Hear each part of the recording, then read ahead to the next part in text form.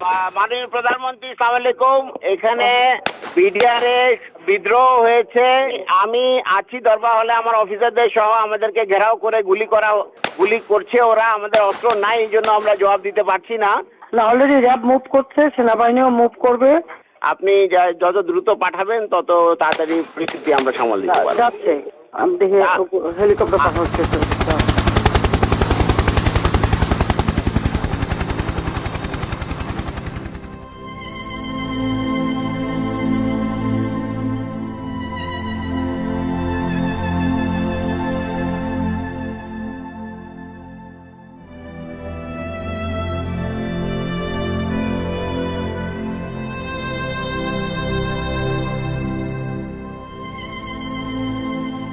25শে ফেব্রুয়ারি 2009 সেদিন আনুমানিক সকাল 9টায় আমি ফোন কল পাই পিলখানা থেকে, এবং তখন সেই ফোন কলের মাধ্যমেই জানতে পারি যে পিলখানাতে আমাদের সামরিক অফিসাররা আক্রান্ত হয়েছেন।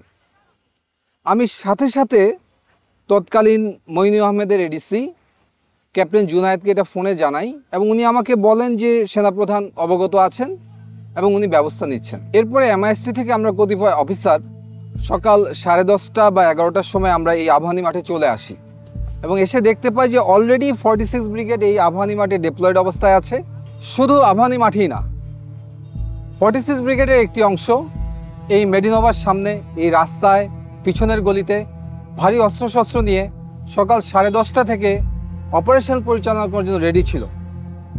এর বাইরেও পিলখানার 3 নম্বর এবং 5 নম্বর গেটে র্যাবের একটি সেকশন এবং একটি প্লাটুন অপারেশন রেডিনেস অবস্থায় ছিল। আর আমি ঠিক যেখানে দাঁড়িয়ে আছি সেখান থেকে মাত্র 300 গজ দূরে ওই যে গাছটি দেখা যায় সেটি হচ্ছে পিলখানার গেট। অর্থাৎ পিলখানা থেকে মাত্র 300 গজ দূরে সকাল 10:30 থেকে সেনাবাহিনী অপারেশনের জন্য সম্পূর্ণ প্রস্তুত ছিল, অপেক্ষা করছিল একটি আদেশের জন্য, মুভ ফরওয়ার্ড। সে আদেশটি আর আসেনি।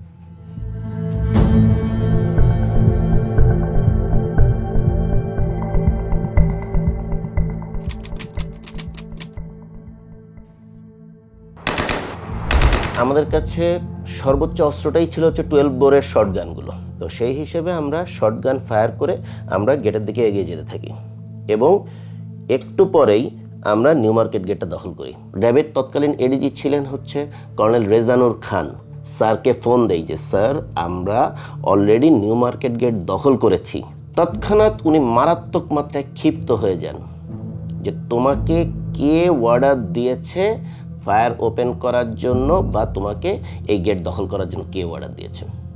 উনি তৎক্ষণাৎ বলেন ওইখান থেকে ফল ব্যাক করো, এবং তোমরা এক্স্যাক্টলি যে নীলক্ষেতের যে মোড়, যেটা চৌরাস্তার মোড়, এর সামনে কোনোভাবেই যেন আমরা না যাই। এর ভিতরে আমি ফোন পেলাম এডিজি কর্নেল রেজানুর খানের কাছে। উনি আমাদেরকে বললো যে তোমরা ভিতরে প্রবেশ করবে না এবং গুলি আপাতত করবে না, আমরা জানাবো কি করতে হবে। মাননীয় প্রধানমন্ত্রী আলোচনা করতে বলেছেন, এবং তাদের সাথে আলোচনার মাধ্যমেই সমস্ত কিছু সলিউশন হয়ে যাবে।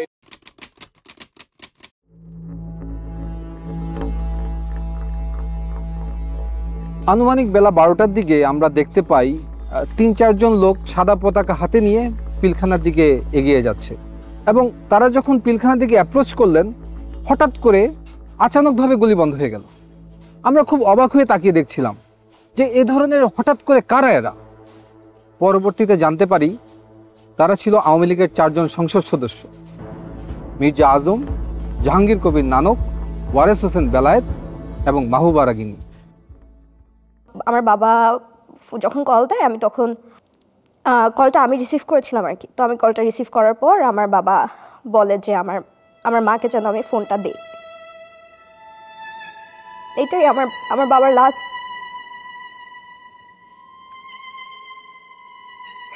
এরপরে কোনোদিন আমি আমার বাবার ভয়েস শুনি নাই।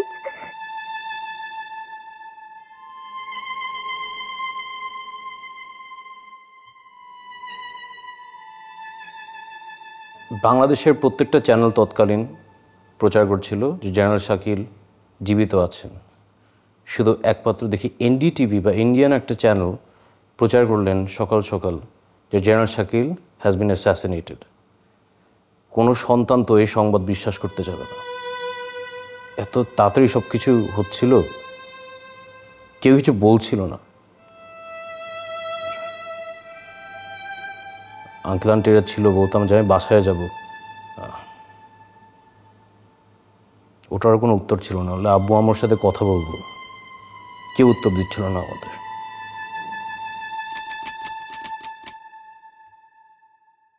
দুইটার মধ্যে দুইটা dead body Hazaribagh sewerage line দিয়ে বেরিয়ে আসে। মানে বেলা 2টার মধ্যে সারা জাতি জানতো যে দুইজনকে কমপক্ষে হত্যা করা হয়েছে। এই আবাহনী মাঠে আমাদের গ্রাউন্ড কমান্ডার ছিলেন ব্রিগেডিয়ার হাকিম স্যার। ব্রিগেডিয়ার হাকিম স্যারকে আমরা বারবার প্রশ্ন করি, কখন আমরা ভিতরে যাব, কখন আমাদের ভাইদেরকে উদ্ধার করব, তাদের পরিবারদেরকে উদ্ধার করব। উনি বলেন সেনাপ্রধান তৎকালীন প্রধানমন্ত্রী শেখ হাসিনার সাথে বিষয়টি আলোচনা করছেন এবং ওনার আদেশ পেলেই আমরা মুভ করব।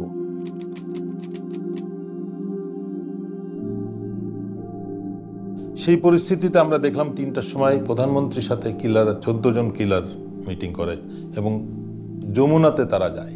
যে বিষয়টা আমাদেরকে অবাক করে, কোনো ইন্টেলিজেন্স এজেন্সি বা সরকারি সংস্থা, প্রাইম মিনিস্টারের অফিসিয়াল রেসিডেন্স, SSF, কেউই আমাদেরকে ওই 14 জনের নাম বা ছবি দেয় না। হঠাৎ করে দেখলাম যে একটা টিম সাহারা খাতুনের নেতৃত্বে আইজিপি এবং আরও 2-1জনকে সাথে করে ভেতরে প্রবেশ করলো 25 তারিখে রাত্রেই। পরে সাহারা খাতুন যখন আসে আমরা ওনার গলার আওয়াজ পাই এবং আমরা মনে করি যে মেবি ফাইনালি উনি আসাতে হয়তো কোনো একটা মিটিগেশন হবে বা কোনো কিছু হবে। কিন্তু দেখলাম যে 10 মিনিট সাহারা খাতুন মানে কি বক্তৃতা দিলেন টিভি ক্যামেরার সামনে দিয়ে, উনি চলে গেলেন। আমরা লক্ষ্য করলাম যে উনি যখন বের হয়ে আসছে যে শুধুমাত্র ক্যাপ্টেন মাজারের ওয়াইফকে নিয়েছে। ক্যাপ্টেন মাজারের ওয়াইফ ছিল আইজিপি নূর মোহাম্মদের মেয়ে, যেহেতু আইজিপি নিজেই ছিলেন ভিতরে। বাকি যে কয়টা ফ্যামিলি উনি এনেছিলেন এরা সবাই ছিল ওই বিদ্রোহীদের ফ্যামিলি, যারা এই ডিএডি বিদ্রোহ করেছে। অন্যান্য সকলের সাথে তাদের পরিবারকে উনি বের করে নিয়ে আসলেন। এভাবে কিন্তু আপনার 25 তারিখ শেষ হয়ে গেল, আমরা কিছু করতে পারলাম না। আমরা সব দাঁড়িয়ে দাঁড়িয়ে একটা, আমি বলবো আমরা তামাশা দেখছিলাম।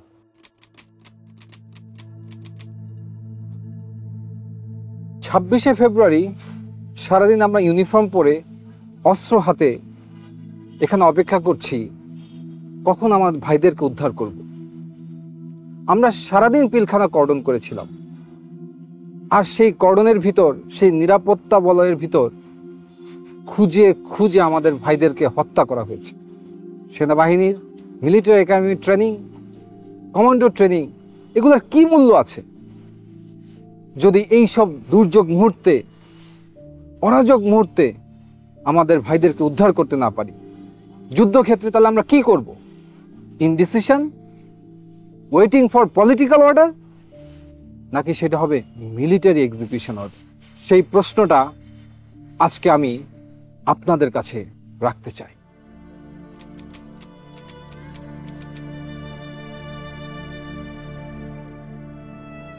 সাতাশ তারিখ আমরা যখন পিলখানায় ঢুকি, সে এক অন্য পিলখানা, চারিদিকে ধ্বংসযজ্ঞ, গুলির ছাপ, রক্তের ছাপ। আমাদের ভাইগুলোর লাশ আমরা গণকবর ম্যানহোল থেকে উদ্ধার করি। লাশগুলো ছিল বিকৃত।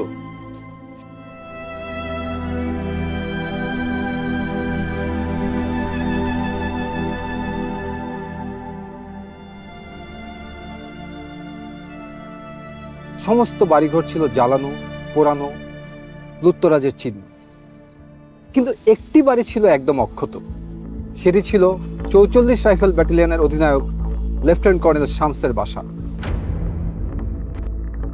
এই শামসকেই শেখ হাসিনা নিয়ম বহির্ভূতভাবে এসএসএফে তাকে পদোন্নতি দিয়ে কর্নেল পদে নিয়োগ দেওয়া হয়।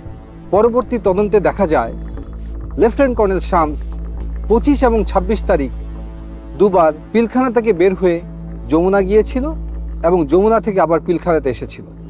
এবং তার একাধিক কল রেকর্ড পাওয়া যায় যেখানে যমুনায় সে কোনো একজন ব্যক্তির সাথে বিদ্রোহ চলাকালীন সময়ে কথা বলেছিল।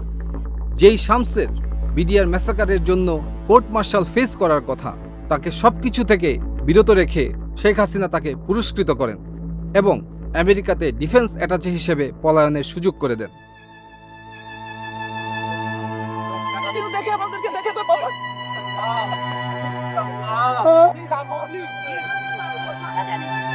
ঠিক আছে, আসো আনো, তুমি ওখানে বসো।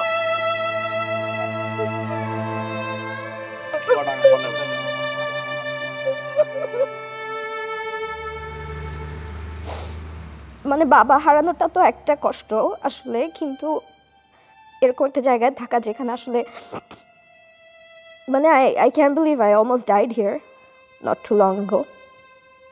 মানে এখন যে বেঁচে আছি এটাই তো মানে এটাই অনেক অবাক লাগে আর কি।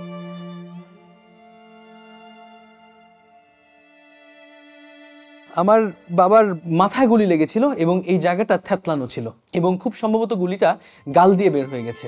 আমি চাইবো না যেন কিনা আমার সবচেয়ে খারাপ শত্রু কখনো তার বাবাকে এইভাবে দেখুক, কখনো না। মাঝে মাঝে নিজেকে বলতাম, আল্লাহ এটা একটা দুঃস্বপ্ন, কেন জানি দরজা খুললে মনে হয় বাবা আম্মু চলে আসবে। এই দুঃস্বপ্ন থেকে আর উঠতে পারলাম না।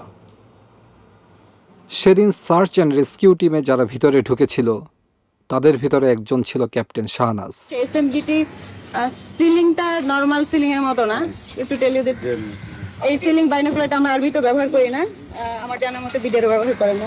তো ওইটাই আমার কাছে ফার্স্ট ইয়ে লাগছে যে এটা বাধা কেন এরকম, আর এই সিলিংটার মধ্যে টাইগার লেখা, কিন্তু ওইটা একটা ordinance issue item, but not from our military. এই কোয়েশ্চেনগুলো তো আসলে মানে এটার পরিষ্কার উত্তর পাওয়া দরকার। পিলখানার এই হত্যাকাণ্ডের ঘটনাটির পর যখন 27 তারিখে আমরা ভিতরে ঢুকি এবং পরবর্তীতে তার অবস্থা দেখতে পাই, এটা পরিষ্কার হয়ে যায় যে এটা একটা সুপরিকল্পিত হত্যাকাণ্ড। এবং তখন সমগ্র সেনাবাহিনী কিন্তু ক্ষোভে ফুঁসে ওঠে এবং সেই ক্ষোভ দমনের জন্য শেখ হাসিনা একটি দরবার ডাকে মার্চের 1 তারিখে সেনাকুঞ্জে।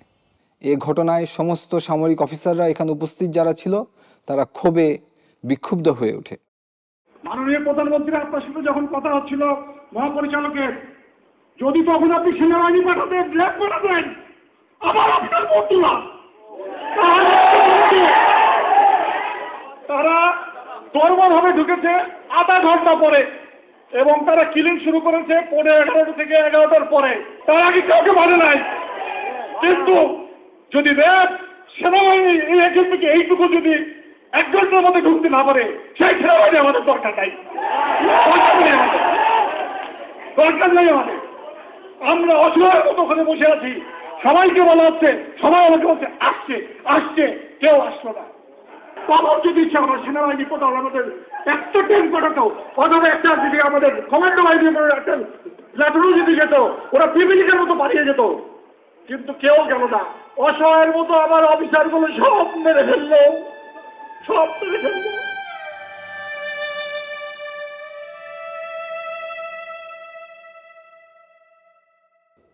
এর 7 দিনের মাথায় আমাকে 30 রাইফেল ব্যাটালিয়ন খাগড়াছড়িতে পোস্টিং দেওয়া হয় এবং সেইখানে তদন্ত কার্য সম্পন্ন করতে বলা হয়। আমি যখন তদন্ত শুরু করি এবং তখন দেখতে পাই যে ভারতের বিএসএফ এর বর্ডার পোস্ট থেকে বাংলাদেশের সমস্ত বিওপিগুলোতে উস্কানিমূলক মেসেজ দেওয়া হয়েছে এবং সেই মেসেজের সারমর্ম ছিল যে বাংলাদেশের বিডিআর সৈনিকরা যেন বিদ্রোহ করে, তাদেরকে সেনাবাহিনী হত্যা করতে আসছে এবং তারা যেন অস্ত্র ধরে। এবং দুঃখজনক হলো সত্য যে আমাদের বিডিআরের সৈনিকরা সেই ট্র্যাপে পড়েছিল এবং 26 এবং 27 তারিখে ভারতীয় উস্কানিতে তারা সমস্ত বিওপিগুলোতে বিদ্রোহ করে। তদন্ত শুরু হওয়ার সাথে সাথে আমরা বুঝতে পারি যে এটা কোনো বিদ্রোহ না, এটার সাথে রাজনৈতিক সম্পৃক্ততা আছে, এমনকি সরকার প্রধানও এটার সাথে জড়িত হওয়ার অনেক সিমটম আমরা দেখতে পাচ্ছিলাম।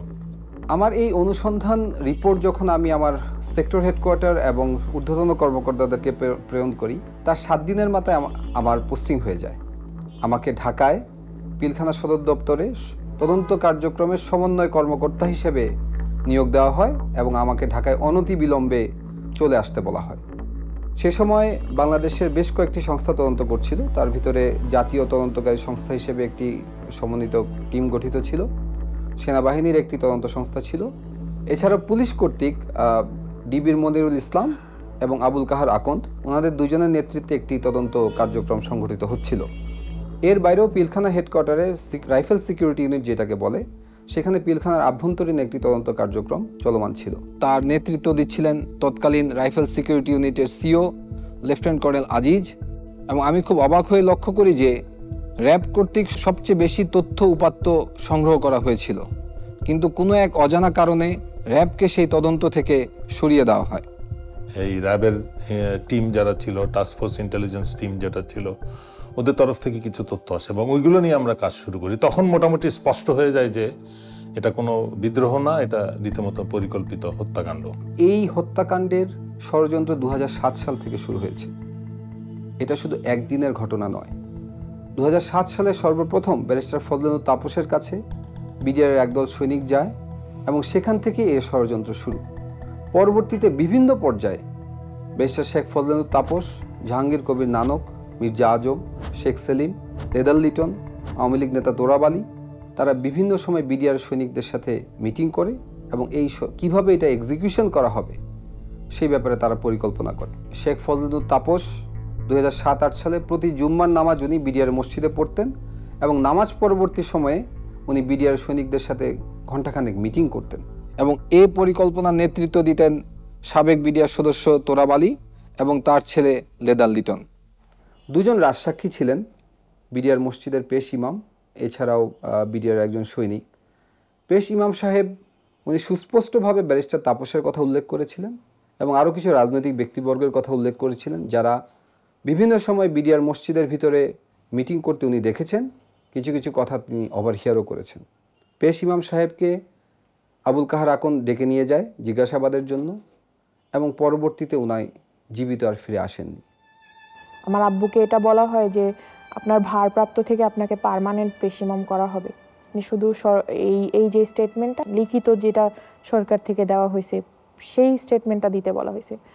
আর আব্বু যে স্টেটমেন্টগুলোতে বলছে মিটিংয়ের কথা, দরবার হলে কাদেরকে চিনছে তাদের কথা, সেগুলো সবগুলো নিয়েই সমস্যা করা হয়েছে, যে চেঞ্জ করতে বলা হয়েছে। 11ই মার্চ আব্বু মারা যায়। আব্বুর পোস্টমর্টেম হয় ঢাকা মেডিকেল কলেজ হসপিটালে। পোস্টমর্টেম হয়, জানাজা হয়, কিন্তু এই পোস্টমর্টেম রিপোর্ট আজও আমরা পাই নাই।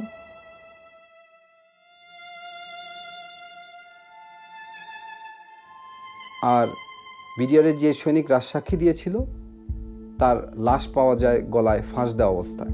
ছবিতে এবং ভিডিওতে দেখা যায় যে মৃতদেহর পা মাটিতে লেগে আছে, যা কোনোভাবেই একটি ফাঁসির সাথে সঙ্গতপূর্ণ নয়। সবচেয়ে দুঃখজনক বিষয় হচ্ছে এই সাক্ষীরা সরকারি হেফাজতে ছিলেন।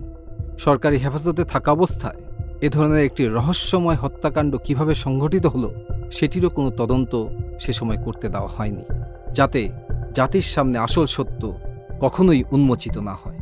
যে 2008 সালের শেষের দিকে বাংলাদেশের সমস্ত ডিএডি এবং 2009 সালের প্রথম দিকে সমস্ত ডিএডি এই ষড়যন্ত্রে সামিল হয়েছিল এবং তারা শেখ ফজলুল তাপস, জাহাঙ্গীর কবির নানকের সাথে 22শে ফেব্রুয়ারি দেখা করেন। এর পূর্বে বিডিআরের একটি গ্রুপ আওয়ামী লীগের শেখ সেলিমের বাসায় দেখা করে, যার নেতৃত্ব দেন ডিএডি হাবিব। কীভাবে লাশ সরানো হবে সে ব্যাপারেও তারা বিস্তারিত আলাপ আলোচনা করেছেন। আর এই সমস্ত কিছু রিপোর্টে আমি সংশ্লিষ্ট করে যখন তৎকালীন প্রধানমন্ত্রী শেখ হাসিনার কাছে উপস্থাপন করা হয়, উনি খুব ক্ষুব্ধ হন এবং ফাইলটি উনি ছুঁড়ে ফেলে দেন। জেনারেল মইনুলকে বলেন, হোয়াট ওয়াজ দ্য অর্ডার? এই ঘটনার পর সভাপতি জেনারেল মইনুল খুব ক্ষুব্ধ হন। উনি আমাকে সরাসরি মনিরুল ইসলাম এবং আবুল কাহার আকন্দের রিপোর্টকে ফলো করতে বলেন এবং আমাকে 5 দিন সময় দেন। আমি 5 দিন পরে সেই একই রিপোর্ট তাকে আমি প্রদান করি।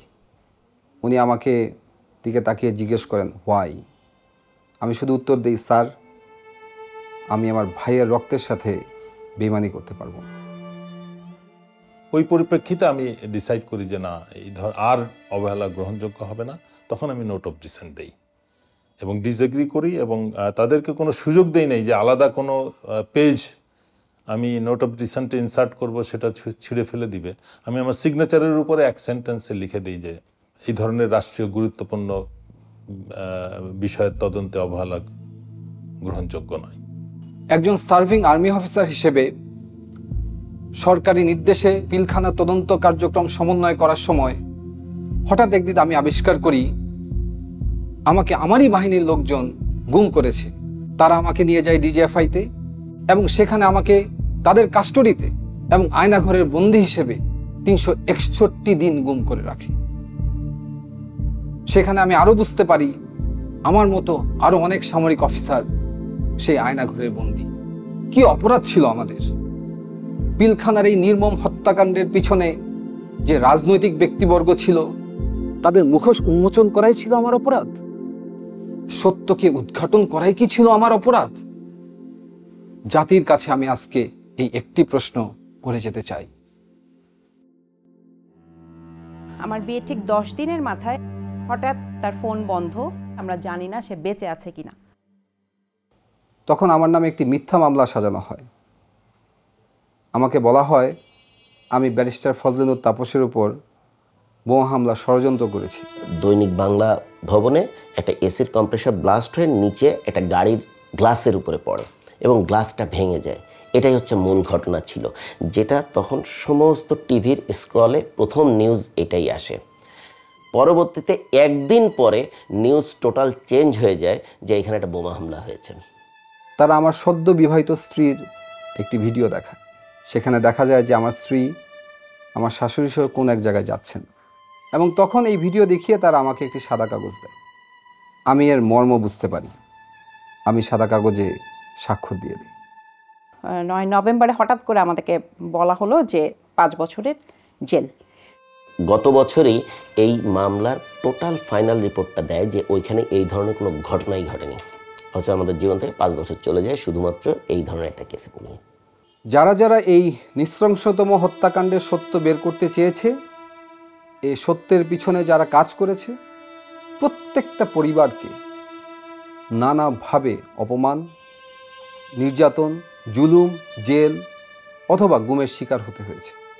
এই ঘটনাটা মানে আওয়ামী সরকারকে প্রচণ্ড আত্মবিশ্বাসী করে তুলেছিল। কারণ হচ্ছে তারা বুঝতে পেরেছিল যে বড় একটা অঘটন ঘটিয়েও তারা সেটাকে চাপা দিতে পারবে। মানে তাদের আত্মবিশ্বাসটা বেড়ে গিয়েছিল এবং সাধারণ মানুষের মধ্যে একটা ভয় ঢুকে গিয়েছিল। মানে ধীরে ধীরে যেটা হয়েছিল যে রাষ্ট্রের ইনস্টিটিউশন সব ধ্বংস হয়ে গেছে, একদম প্রত্যেকটা ইনস্টিটিউশন যদি কাজ না করে তাহলে কোনো গণতন্ত্র টিকতে পারে না, কোনো রাষ্ট্র দাঁড়াতে পারে না, কোনো পজিটিভ কিছু দেখা যায় না।